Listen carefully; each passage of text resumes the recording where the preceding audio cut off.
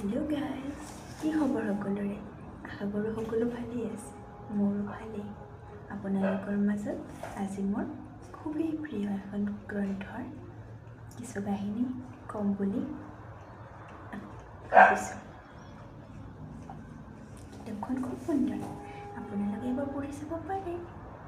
মই ইয়াৰ প্ৰতিটো পৃষ্ঠা আপোনালোকৰ আগত প্ৰকাশ কৰিবলৈ মনতে থিৰাং কৰি লৈছোঁ। আপোনালোকে শুনিবলৈ থাকিব লাগিব।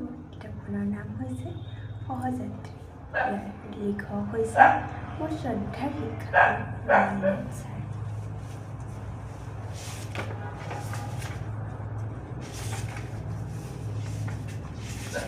কাহিনীটোৰ নাম হৈছে সহযাত্ৰী।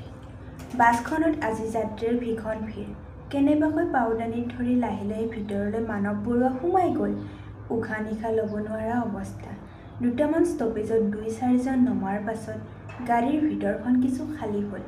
স্বস্তিৰ নিশ্বাস এটি মাৰি মানৱ ভালদৰে থিয় হ'ল। তাৰ গাতেই লাগি থকা ছিটটোত এজনী ধুনীয়া ভদ্ৰ মহিলা। কেৰাহীকৈ সি এবাৰ চাই ল'লে। মহিলাগৰাকীৰ মুখমণ্ডলত ভাৰাক্ৰান্তৰ ছাপ। বোধহয় দূৰণিবতীয়া যাত্ৰাৰ বাবে সেই অৱস্থা। গাড়ী তীব্ৰ গতিত আগবাঢ়িছে। আগৰ ষ্টপেজ পোৱাৰ আগতেই কাষৰ যাত্ৰীজন নামিবলৈ দুৱাৰৰ পিনে আগবাঢ়িল। মানৱে মহিলাজনীৰ কাষৰ ছিটটোতে বহিল। খিৰিকীৰে সোমাই অহা বতাহখিনিয়ে তাৰ অস্বস্তি দূৰ কৰিলে। মহিলাগৰাকীয়ে খিৰিকীৰে দূৰণিৰ দৃশ্যবোৰ উপভোগ কৰাত ব্যস্ত। আপুনি ক'লৈ যাব? মানৱে মহিলাগৰাকীক সুধিলে। ডিমৰুলৈ যাম।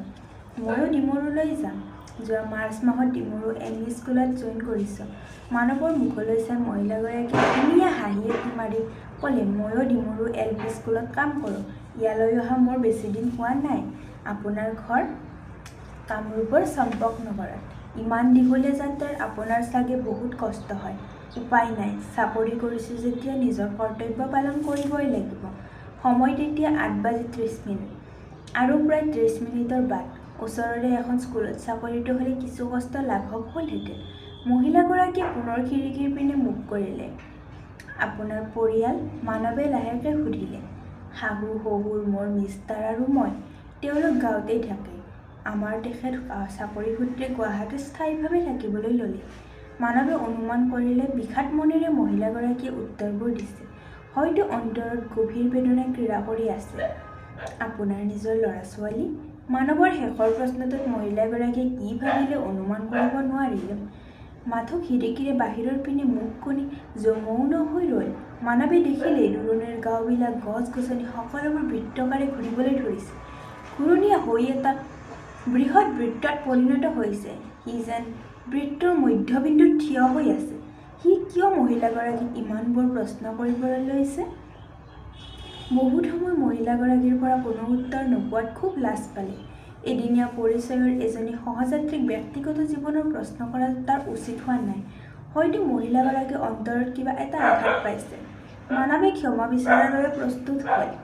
আপোনাৰ ব্যক্তিগত জীৱনৰ প্ৰশ্ন সোধাৰ বাবে ক্ষমা কৰিব। হয়তো আপুনি খুব দুখ পাইছে। আপুনি ক্ষমা বিচৰাৰ প্ৰশ্নই উঠিব নোৱাৰে। কোনো আপত্তিজনক প্ৰশ্ন আপুনি কৰা নাই। আৰু এনেকুৱা প্ৰশ্নকৰ্তা বন্ধু এজনেই মই বিচাৰি আছিলোঁ। তেওঁ যে মোৰ জীৱনৰ সকলো প্ৰশ্নৰ উপৰি উত্তৰ উলিয়াব পাৰে। আৰু সেই বন্ধুজন আপুনি। মানে হঠাতে এনেকুৱা সিদ্ধান্ত? মানৱ আচৰিত হ'ল। আপোনাৰ ভিতৰৰ মানুহজনক মই চিনি পাইছোঁ। মোৰ কি এনেকুৱা গুণ আছে যাৰ বাবে মোক বন্ধু কৰিলে? মানুহৰ গুণৰ লক্ষণ বুজি পোৱাৰ মোৰ বহুত অভিজ্ঞতা আছে। মইতো পুৰুষ, অন্য ধৰণৰতো ভাবি ল'ব পাৰোঁ। সকলো পুৰুষ একে নহয়। নাৰীৰ মান মৰ্যাদা ৰক্ষা কৰিব পৰাজনেই পুৰুষ। সুবিধাবাদীবিলাক পুৰুষৰ ভিতৰত নপৰে। সিহঁত কাপুৰুষ। আপুনি ইমানবোৰ কথা মোক কিয় কোৱাৰ বাবে আগ্ৰহ কৰিছে? আপুনিতো বিবাহিতা নাৰী। কপালৰ এই ৰঙা ফটোৰ অন্তৰালত নাৰীৰ বহুত আশা আকাংক্ষা লুকাই থাকে। সংসাৰৰ জটিল সমস্যাৰ সমাধানৰ বাবে কেতিয়াবা এই ৰঙা ফটোত খুব প্ৰয়োজন। যাৰ বাবে এই ফটো এতিয়াও লৈ আছোঁ। মই একো বুজা নাই। আপুনি বোধহয় অবিবাহিত। ঠিক ধৰিছে। বেয়া নাপায় যদি এটা কথা সোধক। আপোনাৰ অন্তৰত বহুত দুখ বেদনা ভৰি আছে, নহয় জানো?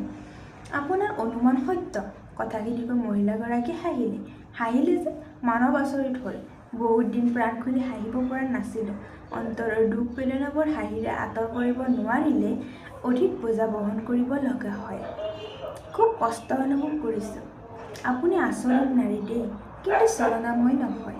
বুজি পাইছোঁ, বুজা নাই। কিয়? নাৰীক অতি সহজে বুজাটো টান।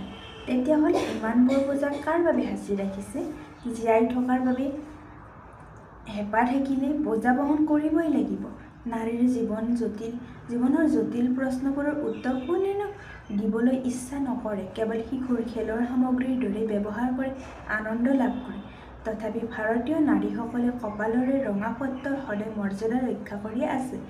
একো নাপালেও বহুত পায়। ডিমৰু ডিমৰু হেণ্ডিমেনজনৰ চিঞৰত তেওঁলোক যেন ভাৱসাগৰৰ পৰা মুক্ত হ'ল। যাত্ৰীবাৰ নামিবলৈ ধৰিলে। মানৱ আৰু মহিলাগৰাকী বাছৰ পৰা নামিল। ডিমৰু বজাৰখনৰ উত্তৰ ফালে কিছু দূৰত এম ই স্কুলখন আৰু পূব পিনে LP স্কুলখন। দুয়োজনে ৰিক্সা ষ্টেণ্ডলৈ আগবাঢ়ে। আপোনাৰ নিস্তাৰৰ কথা যে এবাৰো নক'লে? সামান্য হাঁহি এটি মাৰি মানৱে পুনৰ সুধিলে, মোৰ প্ৰতি আপোনাৰ দুৰ্বলতা জন্ম নাইতো বন্ধু? পিছত লগ পাম। ৰিক্সা এখনত উঠি মহিলাগৰাকী পুনৰ পূবৰ পিনে যাত্ৰা কৰিলে। মানৱে মহিলাগৰাকীৰ ফালে একেথিৰে কিছু সময় চাই ৰ'ল। ছাৰ, আপোনাৰ দেৰি হ'ব, যাব নেকি? ৰিক্সাৱালাই সময়ৰ কথা সোঁৱৰাই দিয়াত মানৱে লাজ পালে। আজি বাছখন আহি পোৱাত দেৰি হ'ল। ব'লা। অইন দিনাতকৈ আজি ৰিক্সাখন বেছি জোৰেৰে চলোৱালে। মানৱে হাতঘড়ীত চাই ল'লে। 9 বাজি গ'ল। অলপ জোৰেৰে চলোৱা। ইয়াতকৈ আৰু নোৱাৰো ছাৰ, আজি জোৰেৰেই আহিছোঁ। আজি অলপ সোনকালে নিবলৈ আহিবা। মোৰ আজি জৰুৰী কাম আছে। মহিলাগৰাকীৰ কথাবোৰ আজি তাক বিমোৰত পেলাই দিলে। কথাবোৰ বুজি পোৱাত কিছু টান পাইছে। সকলোবোৰ যেন সাঁথৰ লাগিছে। বিভিন্ন ভাৱনাৰে মানৱে ৰিক্সাখনৰ পৰা নামি স্কুলৰ পিনে আগবাঢ়ে। ধন্যবাদ। এই কাহিনীটো যদি ভাল লাগিলে অন্য এটা কাহিনী চাবৰ বাবে মোৰ চেনেলটো like, comment, share and subscribe কৰি দিব। ধন্যবাদ।